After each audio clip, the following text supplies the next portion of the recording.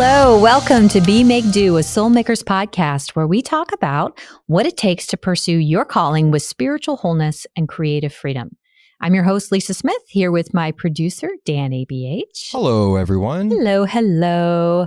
And we are in this wonderful conversation about archetypes, artist archetypes, and motivation, and thinking about why we create and why we do what we do.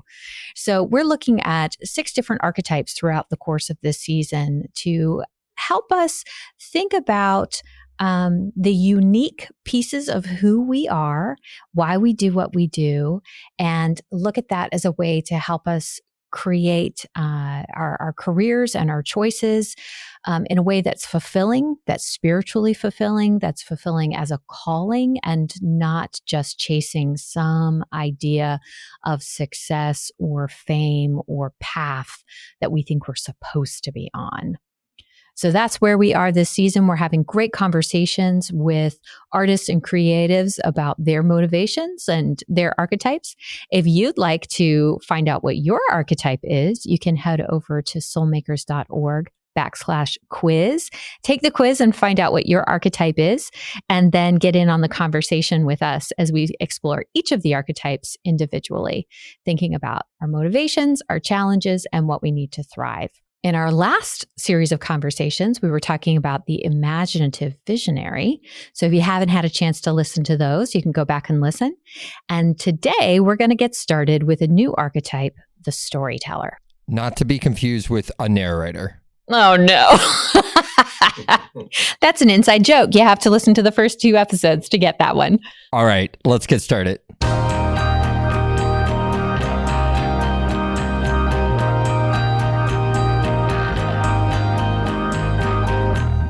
All right, so today we're going to talk about the storyteller archetype. Now, I want to say something before we dive in, and that is, again, this isn't a personality test. Mm-hmm. This is to define your archetype. And by that, we mean we're looking at the things underlying driving you to create. And it's just a tool. Again, we're not pegging somebody and putting them into a box and saying, this is what you are. In fact, probably most everybody scores different percentages, like in a couple of categories. But the idea is to get us thinking. Maybe you see yourself reflected in some of these motivations or the challenges. And by becoming aware of it, you're able to make better choices. So I just wanted to kind of say that right away. Like, there could be lots of different personalities who are storytellers or who are imaginative visionaries. And an introvert versus an extrovert will look different. Right. And that's why I'm glad we're doing it this way and explaining it, because people get so into, this is my personality and this is who I am. Right. And that's not what we're saying. Yeah. We're trying to break down the motivations. Exactly. And open up a conversation and just start thinking about it. So the storyteller is the next archetype that we're going to look at. And in some ways, they're similar to an imaginative visionary because they have this sense that art is a powerful means of making an impact in the world, of connecting with people, and bringing about change in a way. I think one of the major differences between a storyteller and imaginative visionary is sort of the focus, the inward versus outward. The imaginative visionary is starting from a place, usually they're fascinated by the question, by the idea. And so they're creating things to invite people into a conversation or into an experience because they want to explore the ideas or the concepts. I think with a storyteller, there's much more of a connection to the person. To the people. Yeah. A desire to really help other people have an aha moment, see something they haven't seen before. To an audience almost. Exactly. Yes. It's very important that there is an audience, which makes a lot of sense, especially for people in the arts. But I think there's this motivation. I think like what kind of gets you excited is the possibility of having somebody else become curious about something they weren't interested in before, or seeing something in a deeper way, or maybe discovering a deeper truth, or seeing a part of themselves that they hadn't seen before. And that is a reward, for a storyteller to be able to have something that they shared, an audience member to feel like they've left changed in some way. Keeps them motivated and it fulfills them. Exactly. Yeah. That one-to-one connection.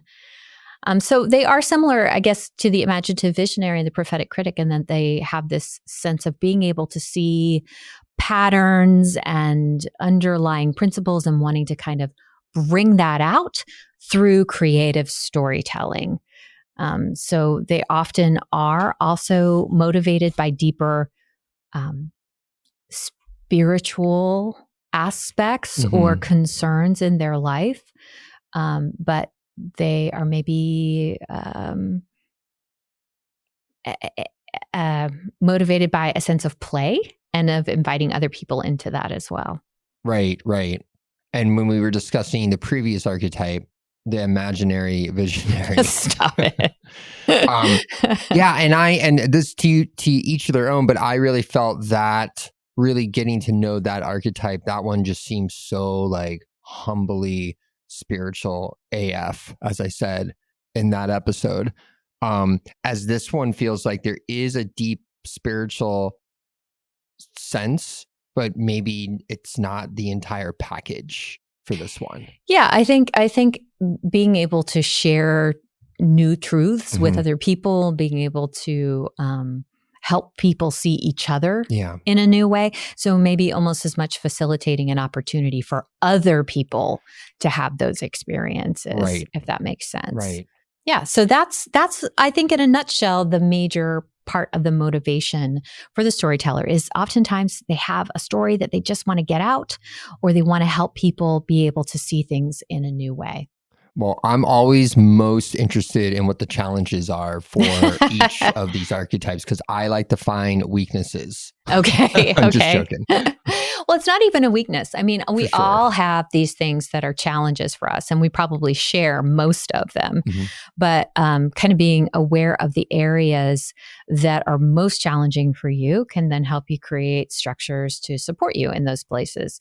And we obviously work within this framework of 7 principles. And that's kind of a lot of where we look at these challenges and also the things that you need to thrive.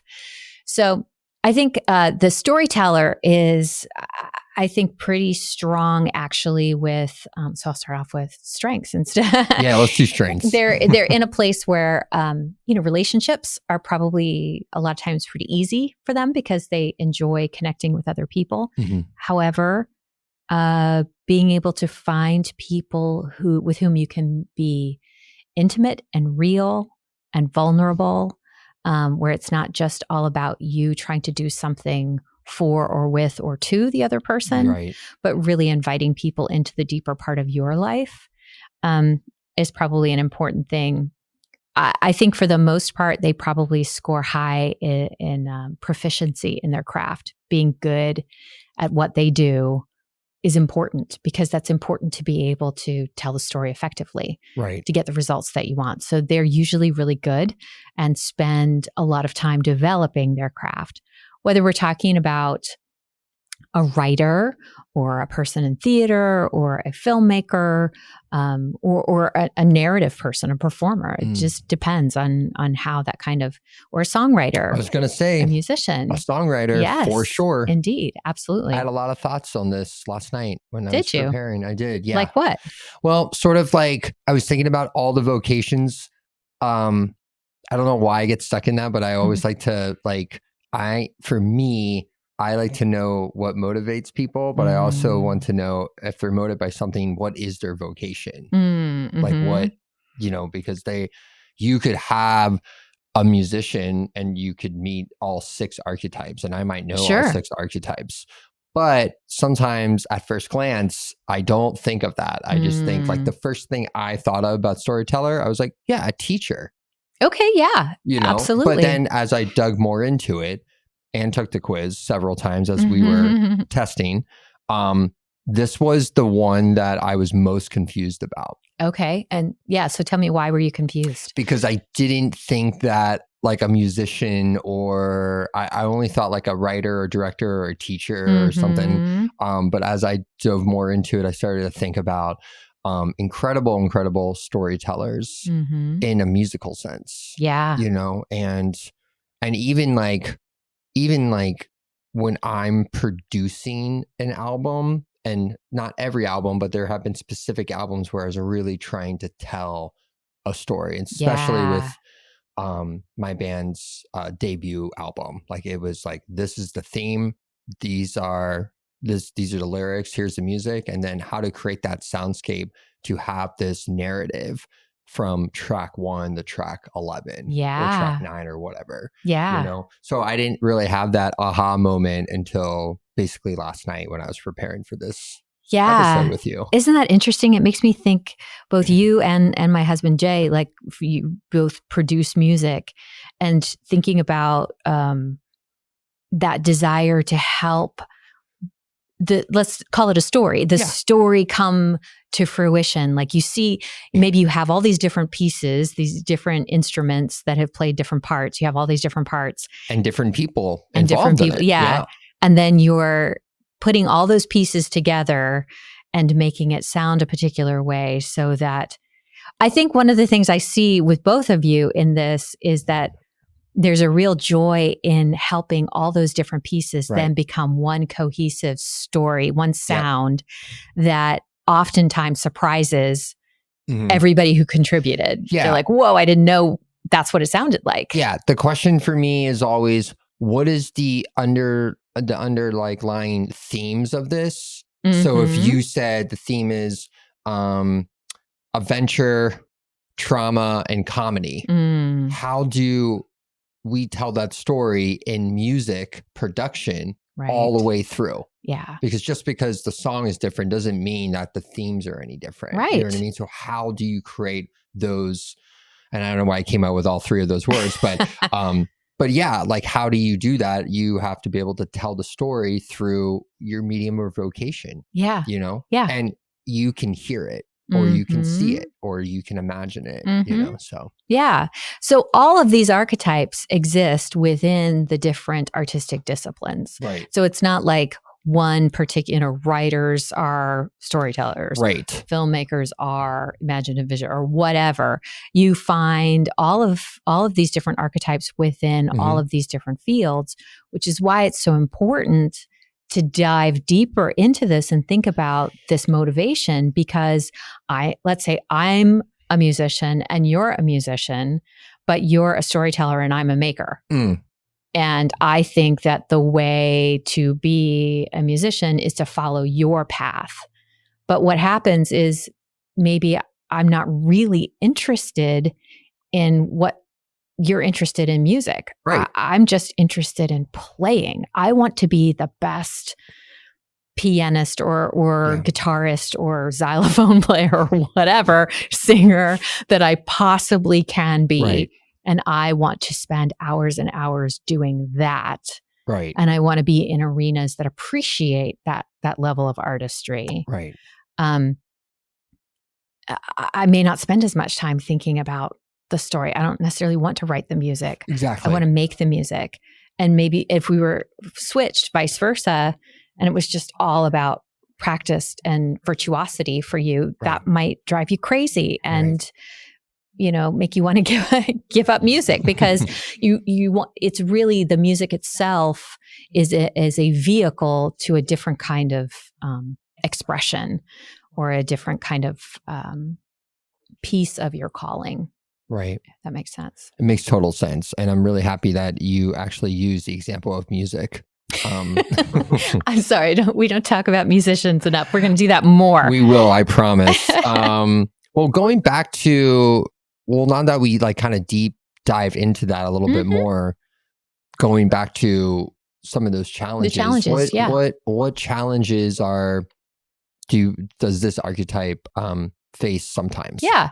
Well, there's one more kind of area of strength, which is also creative risk-taking and action. I think, again, that comes with the sense of taking the time and energy to be good at what you do, and then be willing to do what it takes to get wherever it is you want to go.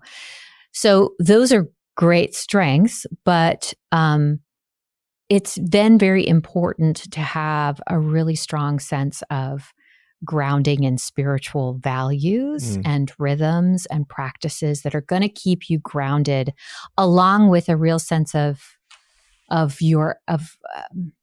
disciplined self-knowledge, of having a really strong sense of identity, and knowing who you are and why this is just exactly what we're talking about, knowing why you're doing things so that you don't get wrapped up and caught up in chasing the next thing, right? Chasing success, especially because you're so, as a storyteller, so connected with an audience, to resist the temptation to allow external forces to determine whether or not I'm good enough.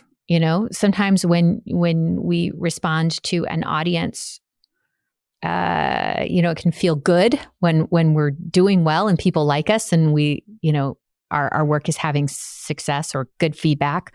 That feels good. Getting that, you're getting to see those aha moments. And then if it's not working out, identity can suffer a little bit. So that's where, for all of us, it's the same thing, to have this grounding and a sense of identity and self-knowledge, spiritual practices, that sort of thing.